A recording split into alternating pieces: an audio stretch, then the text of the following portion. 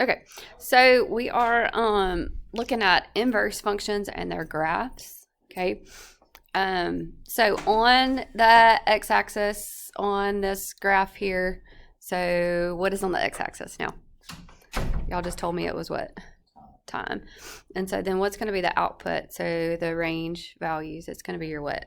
Elevation. So we could call that what? E of t up here because it's elevation with respect to our time inside there. So if you plot these points, what is going to happen? So at 0, we're at what? 11,629. So where's that? About halfway in between maybe. At 1, we're at 11,9. At 2.5, we are at 13. So kind of a little bit there. At 4, we're at 14. Just a little bit above. At 5, we're at 12,619. At 12,619. And then at 5.5, we're back at 11. So here is my beautiful graph. Whoops. Such a beautiful graph here. Yep. All right. So I am hiking up. So first question says, can the hiker's elevation be considered a function? So does this represent a function? Does it satisfy everything that makes a function? Yes. So, and what's the reason behind there? For every one XL, you get one function. Okay, so that is true, right? So for every x value, you get one y value. So how do you say that in words in context of this problem? So for any given time, you're at an elevation. Perfecto. So at each moment of time, or any given time, each moment of time,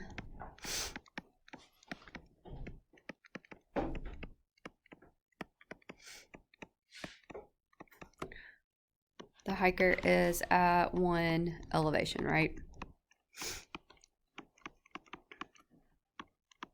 And only one elevation. He might think he's at 2, right? Okay, so third question says, explain why each elevation except the summit is reached at least twice on the hiker's journey. So what's happening when you hike up a mountain? You go up and then you go down, right? So, so each elevation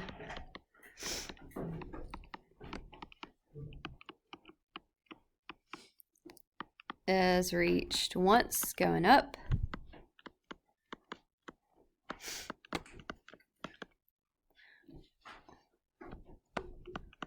and once going down. And to me, it looks like he ran down the hill, yeah? He was ready to get home. He rolled down. They would have to roll me down the hill for sure. Each elevation is reached once going up and once going down.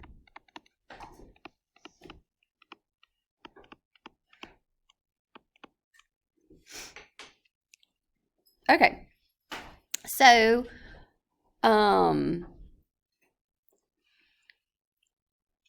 this is a function that is actually not one-to-one. Okay, so what is happening to the graph? So we have the same y value. You see that at 0 hours, we have 11,629. And at 5.5, we're also back at 11,629. So this function is not one-to-one. So that means I have repeated my y values. Yes. So that's important to talk about when the inverse is a function or not. So that's kind of what we're talking about today. So let's look at question number 4. So suppose that we wanted to find the inverse to figure out, I can't read. So to figure out the time at which the hiker reached a certain elevation, identify the input and output of this inverse relation. So what is now, if I did the inverse here, what would be the input of my inverse relation? Elevation, perfect.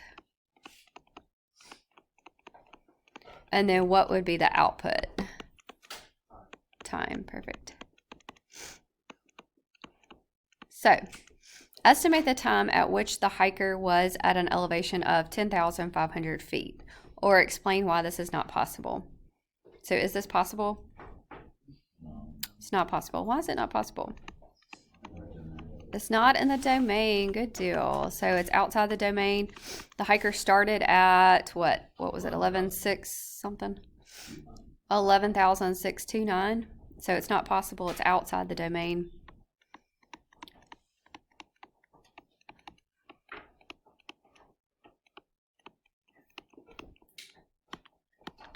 So hiker started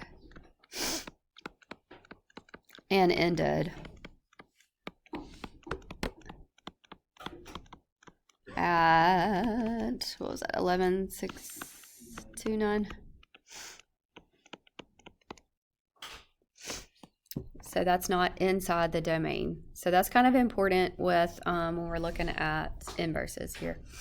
All right, so C says, explain how you can use the graph to estimate at which time the hiker was halfway up the mountain at 12,970 feet. So, or 78 feet, I'm sorry. So how can you use this graph to estimate this? What could I do? Perfecto. So I could draw a line through this graph at 12,900, so pretty close to 13,000, right? So about right here, I could just draw a line and figure out it touches in how many places? 2 places, yes.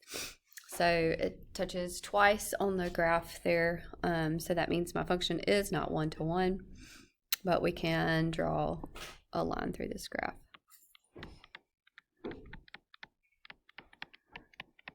Okay. So what about number 5? So is the inverse relation a function? Is the inverse relation a function? So what would happen with our graph? Good deal. So what would happen with the graph? So on the graph, the x-axis would become my what? Elevation.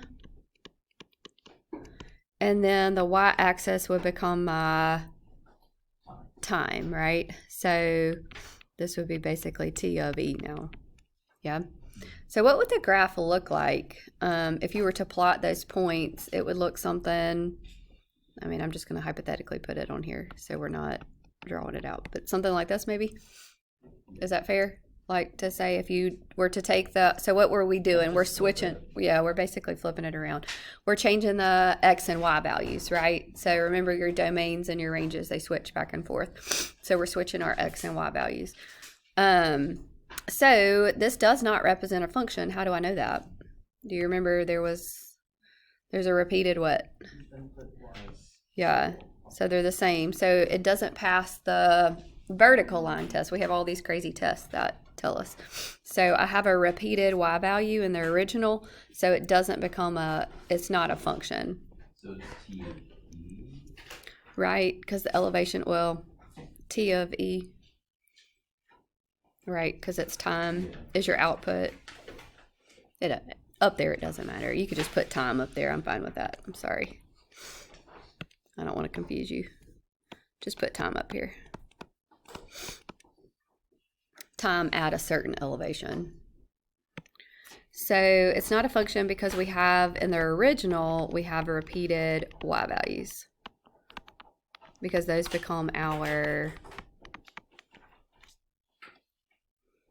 x values in our inverse. Good? Okay. Good deal? You feel all right about that? All right, so in order for a function, so in order, in order for f of x to have a inverse or an inverse that is a function. So we can have inverses, it's just the inverse might not represent a function, right? So in order for f of x to have an inverse that is a function,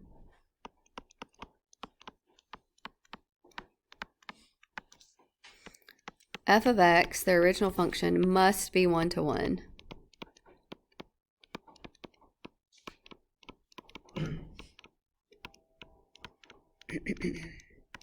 What's an example of a one-to-one? So no repeated y values. So no repeated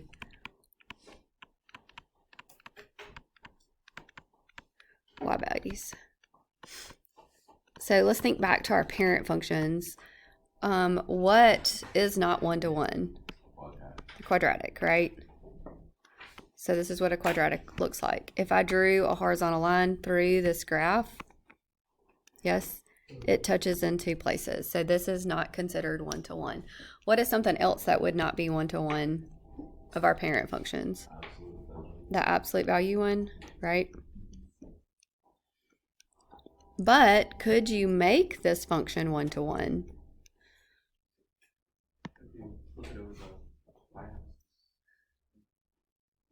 So instead of flipping it over the y-axis, could I restrict something?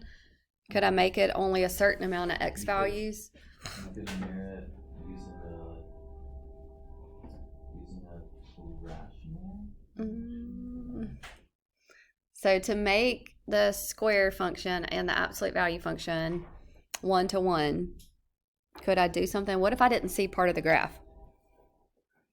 I cut it in half. Could I cut it in half a little bit? So to cut it in half and only see one side of the graph, that's called to restrict the domain, which is a really important concept in calculus when we talk about this in calculus. Let me put this on there. The horizontal line test tells me 1 to 1.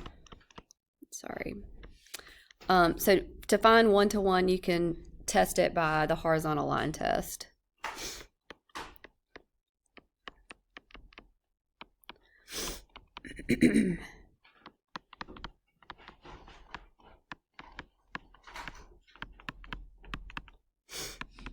So a 1 to 1 function can be tested with the horizontal line test. Can one function have repeated x values? Well,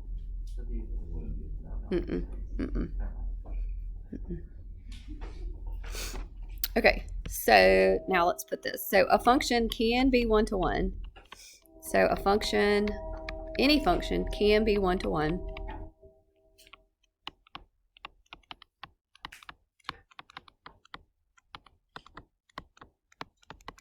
If we restrict the domain.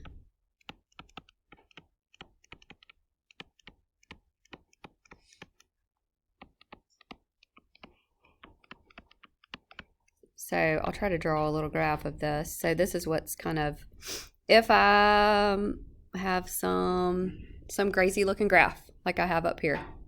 It's beautiful, yes? Beautiful graph.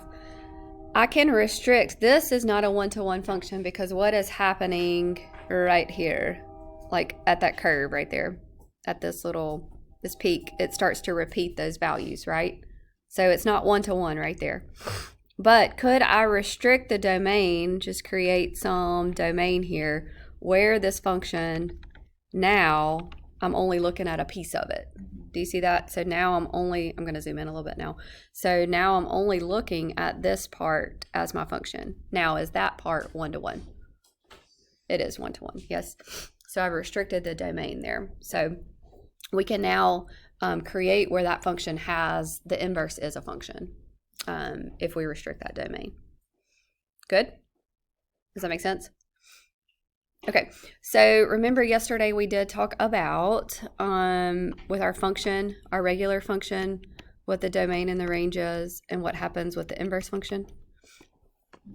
What happens with the domain and the range of the inverse function? So the range of the regular function is the what? Domain of the inverse function. The domain of the regular function is the what? Range of the inverse function. Good deal? All right, take a second and do number 2 and number 3. Skip over 1 just for right now because I do want to just talk about number 2 and 3 with y'all so that we're understanding why and where we're restricting domains. So just do 2 and 3 for me. So for number 2, if we sketch the graph there of f of x, so this is where transformations of our parent functions kind of comes into play so that we know what the graph looks like kind of quickly. So that's kind of why we went through all those beautiful transformations. So what's happening with this function? What is this function? Quadratic, perfect. And it's going to shift which way? To the right 3, yeah? So, and it's going to open which way? Up. So that's just a rough sketch, yes? A beautiful rough sketch. So is this, the function here, does the inverse represent a function? No. And I know that because if I draw a horizontal line through the graph, that horizontal line touches into locations, yes? Okay. So how it is right now, the inverse will not represent a function. Can I restrict the domain where it can? Yeah. Okay. So, perfect. So, if I restrict the domain, there's 2 ways that we could do it. So, how would you restrict the domain here? You could say either or, either side of it, right? So, either side of the axis of symmetry. So, Ash, what did you say? Okay, so 3 to, or negative infinity to 3. So remember, you always do the smallest first. So negative infinity up to 3. So that would just be looking at what side of the graph then? So over on that side, right? So hold on, so it'd be right here. So just be this portion of the graph. Yes, does that make sense? Or you could also say what? You could restrict the domain to what? 3 to positive infinity, yeah? So 3 to positive infinity. So if we did it that way, then I would be looking at what side of the graph? The increasing side of it. So the other side of it over on this side, yes? So I just highlighted it in yellow. Good? Does that make sense? Okay. All right. So let's look at number 3 of finding the inverse of this function and then stating the domain and the range. All right, before I try to find the inverse function, tell me the domain of that y function.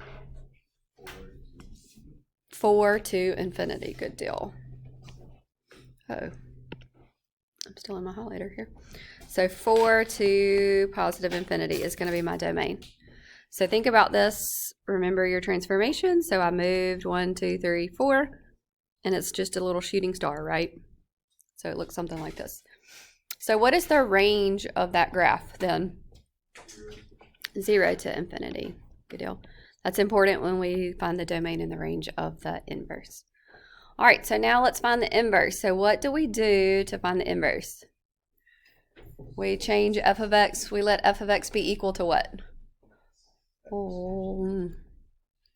X, but y first, right? But we don't have to do that step here because we already have a y. And then what do? What do we do with our variables? Switch them. So I'm going to have x now is going to be equal to the square root of what? Y minus a 4, yeah? Like this. Okay. And then I'm going to solve this for what? Solve for y. Okay, so when I do that, what should I do to solve for y? I got to get the y out of that square root, yes? So I'm going to square both sides, good deal. So I'm going to have a x squared is going to be equal to y minus a 4. So if I solve for y, then I'm going to move the what to the other side? 4. So my inverse function is going to be what? X squared plus a 4. And we'll put the inverse notation for that like this. So here's the inverse. We could check it by doing our compositions, right? All right, so what is the domain of this inverse function? Perfecto. So why is the domain, why is the domain 0 to infinity?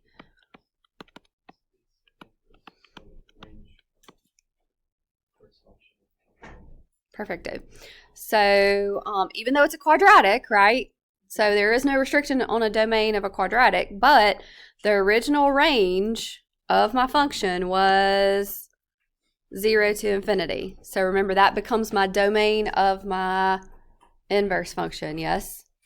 Okay. And what is the range of this inverse function then? So 4 to infinity. Good deal? Does that make sense? Okay. All right. Good. Questions about that? Anything?